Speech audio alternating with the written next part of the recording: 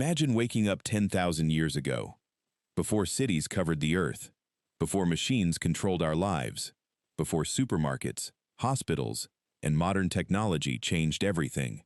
The world you opened your eyes to was completely different.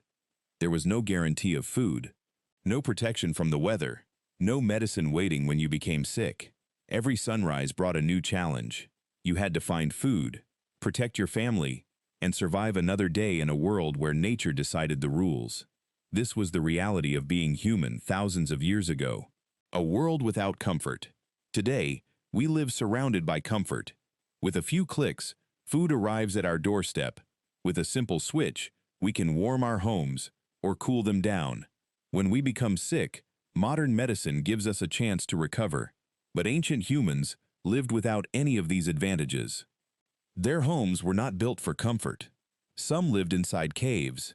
Others created temporary shelters using branches, animal skins, and natural materials.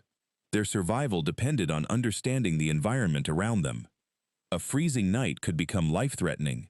A powerful storm could destroy their shelter. A shortage of food could put an entire group at risk. For them, nature was not a place to escape to on vacation.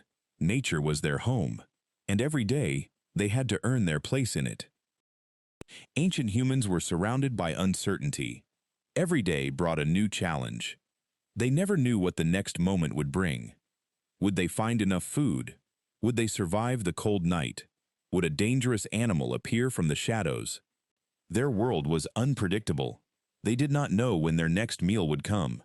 Unlike today, where food can be found with a simple order, ancient humans had to search, hunt, and gather everything they needed to survive. A failed hunt could mean hunger. A bad season could put an entire group in danger. A simple walk through the wilderness required complete attention. Every sound mattered. A crack of a branch could mean an approaching animal. A movement in the bushes could mean danger was nearby. The environment was constantly sending signals, and humans had to learn how to understand them. Even the weather could decide their fate. Dark clouds on the horizon could mean a powerful storm was coming. Cold temperatures could turn a normal night into a fight for survival. But despite all these challenges, humans had something that made them different: the ability to adapt. They learned from their surroundings. They discovered which plants were safe to eat and which ones could harm them. They created tools from stone and bone, transforming simple materials into powerful survival equipment. These tools helped them hunt, build shelters, and protect themselves. One of humanity's greatest discoveries was fire. Fire provided warmth during freezing nights. It helped prepare food and made it safer to eat. It also protected early humans from dangerous animals that stayed away from the flames. But perhaps their greatest advantage was not a tool or a discovery. It was cooperation. A single human alone was weak against the dangers of the wild. But a group working together became much stronger. They hunted together. They protected each other. They shared food and knowledge. They cared for the young and helped the injured survive. This ability to cooperate changed everything. Because humans did not survive because they were the strongest animals on Earth. They survived because they learned how to work together. And that simple ability would become one of the greatest strengths in human history. For millions of years, humans were just another species trying to survive. They were not the fastest animals. They were not the strongest. They did not have sharp claws, powerful jaws, or natural weapons like many predators around them. But humans had something unique: a powerful mind, the ability to think, learn, and imagine. Early humans did not just react to the world around them. They started changing it. They looked at simple objects and saw possibilities. A stone was not just a stone. It could become a tool. A piece of wood was not just wood. It could become a weapon, a shelter, or a solution. This ability to create changed everything. But tools were only part of the story.